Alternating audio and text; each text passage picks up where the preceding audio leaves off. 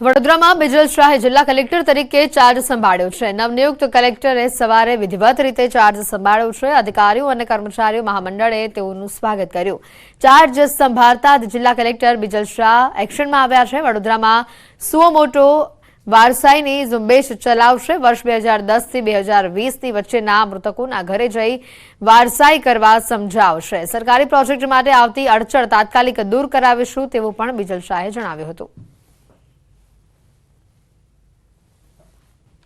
છેલ્લા માનો કે 2010 થી શરૂ કરીને 2020ની વચ્ચે જે પણ ડેથ થયા હોય એનો ડેટા કાઢી અને એમાંથી જે વારસાઈ ના થઈ હોય તો એને જે કહેવાય ડોર સ્ટેપ સુધી જઈને એના કોઈ વારસદાર હોય અને એને સમજાવીને સંમત કરીને એની વારસાઈ એન્ટ્રી બનાવવી।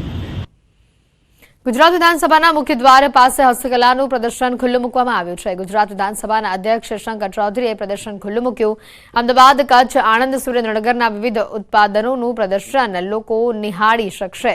આ પ્રદર્શનમાં પટોળા, અજરાખ, એપ્લિકે, સૂફી, બાંધણી, મડવર્ક, કલમકારી, વારલીના વિવિધ ઉત્પાદનોને પ્રદર્શિત કરવામાં આવશે। પ્રદર્શનીમાં 12 જેટલા સ્ટોલ્સ ઉભા કરાયા છે। પ્રદર્શનની 17 તારીખ સુધી ચાલશે।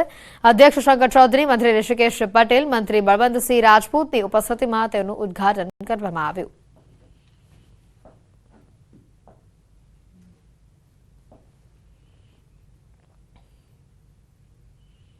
લોભામણી લાલચમાં ફસાયા તો ગયા સમજો।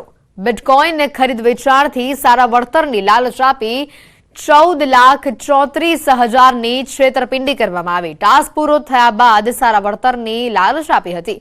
અલગ અલગ બેંક એકાઉન્ટમાં 14.34 લાખ ટ્રાન્સફર કરાવી લીધા। માત્ર 28,000 રિફંડ આવ્યા બાદ બાકીની રકમ પરત ન કરી ફરિયાદીને છેતરપિંડીની જાણ થતાં સાયબર ક્રાઇમ પોલીસે સ્ટેશનમાં ફરિયાદ નોંધાવી હતી। પોલીસે આરોપી મોયુદ્દીન બોળતરની ધરપકડ કરી છે। આરોપીના બેંક એકાઉન્ટમાં રહેલા 7.72 લાખ રૂપિયાને ફ્રીઝ કરાયા છે।